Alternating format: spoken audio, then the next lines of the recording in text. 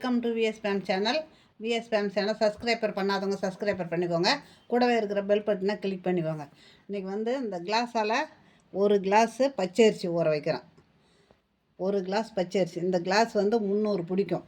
300 பச்சரிசி ஊற வச்சு அதிரசம் செய்கிறதுக்காக ஊற வைக்கிறேன். இப்போ இது ஒரு 2 மணி நேரம் ஊறட்டும்.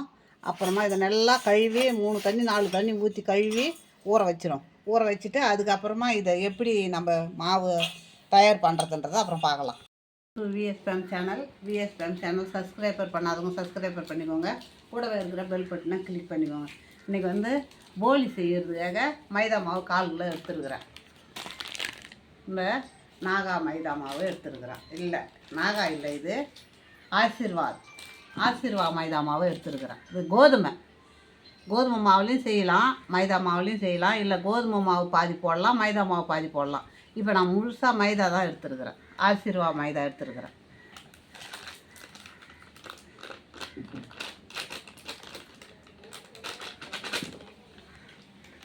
இப்போது இந்த 1/4 கிலோ மாவுக்கும் இப்போ நம்ம கொஞ்சமாக மஞ்சள் தூள் போட்டுக்குவோம்.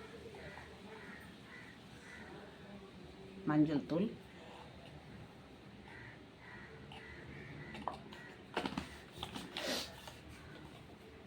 இப்போ அதுக்கு தேவையான உப்பு கொஞ்சமாக. நம்ம இதை நல்லா கிளறிக்கலாம். மாவை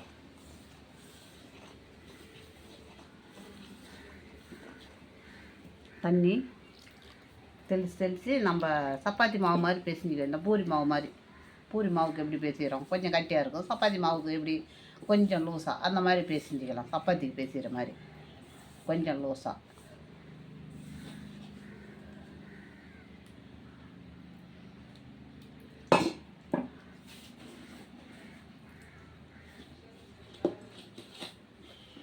ஏற்கனவே நான் போலி போட்டிருக்கேன், ஆனால் கோதுமை மாவில் போட்டிருக்கேன், மைதா மாவில் போடலை. இப்போ மைதா மாவில் போடணுன்னு தீபாவளி ஸ்பெஷலு. இப்போ அந்த பலகாரம் செய்கிற வரிசையில் இது 7ஆவதாக நம்ம போலி செய்கிறோம். நம்ம தீபாவளிக்கு இது மாதிரி செய்கிறதுக்காக தான். குறைஞ்சது 1 மணி நேரமாவது ஊறணுங்க.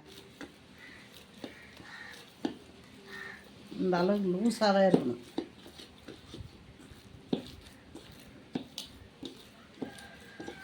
இப்போ இதில் கொஞ்சமாக எண்ணெயை தடவி நம்ம ஊற வச்சிடலாம்.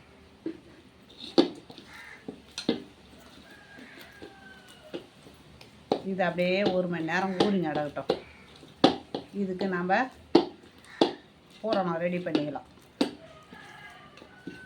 இது அப்படியே ஊறட்டும், மூடி வச்சிடலாம். 1 மணி நேரம் சென்று தான் நம்ம போலி செய்ய போகிறோம். இந்த கடலைப்பயிறு ஒரு 250 மாவுனா இது ஒரு 150 கடலைப்பருப்பு எடுத்துருக்குறேன் பூரணம் வைக்கிறதுக்காக.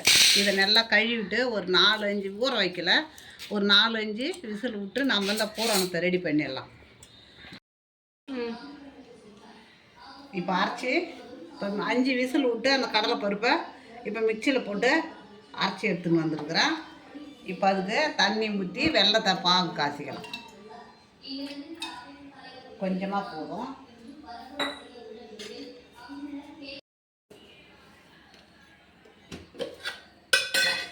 இப்போ நம்ம வெல்லத்தை போட்டுக்கலாம். அதுக்கு தேவையான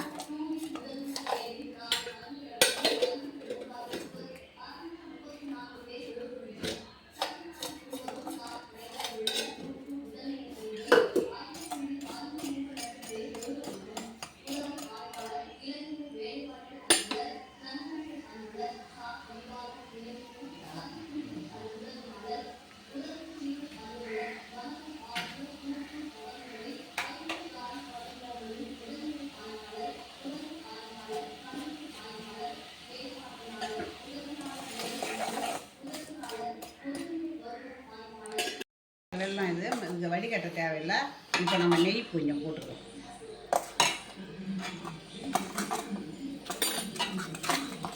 இப்போ அந்த பிசு பதம் இருந்தால் போதுங்க. நம்ம இதை கொட்டிக்கலாம். பாகு பதம்லாம் தேவையில்லை.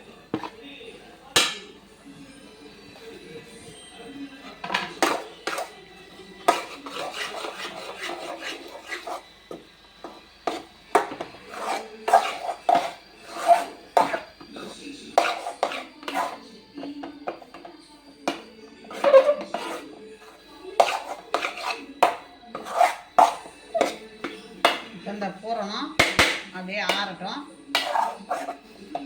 இது ஆறின பிறகு நம்ம போலி செய்ய ஆரம்பிச்சிடலாம்.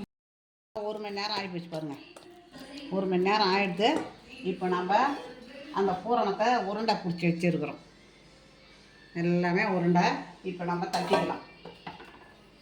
எண்ணெய் இருந்தால் தான் இது, எண்ணெய் இருந்தால் தாங்க நம்ம செய்யலாம் எல்லாமே இதில்.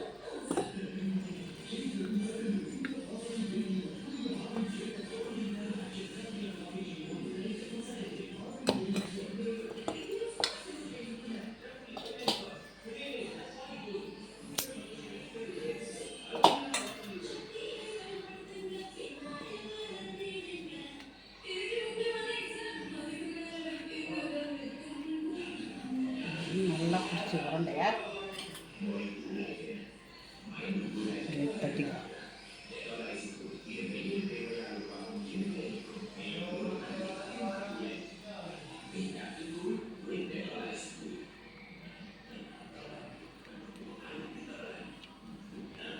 ஒரு உருண்டையை வச்சுக்கலாங்களா.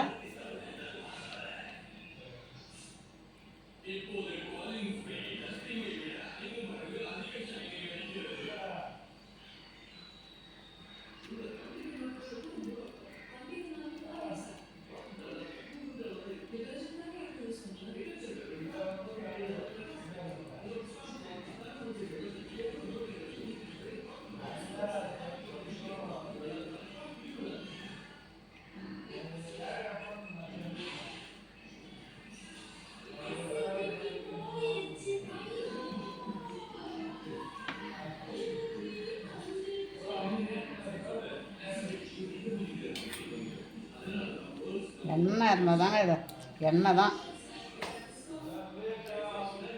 எண்ணெய் இருந்தால் தான் ரவுண்டாக வரும்.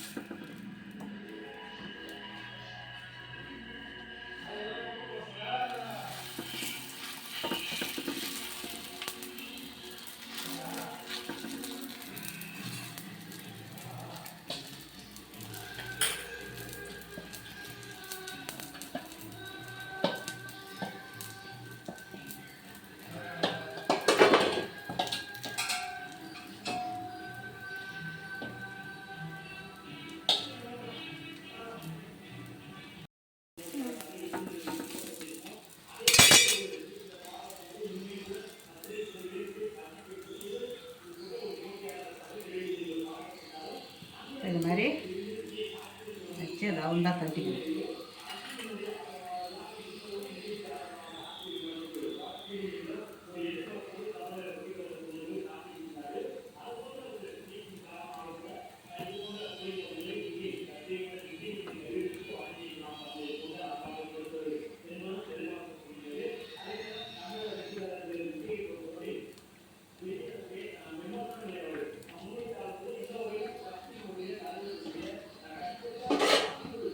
இப்போ நம்ம எடுத்துக்கலாம். தீபாவளி பலகாரம் 7வதா போலி ரெடி ஆகிடுதுங்க.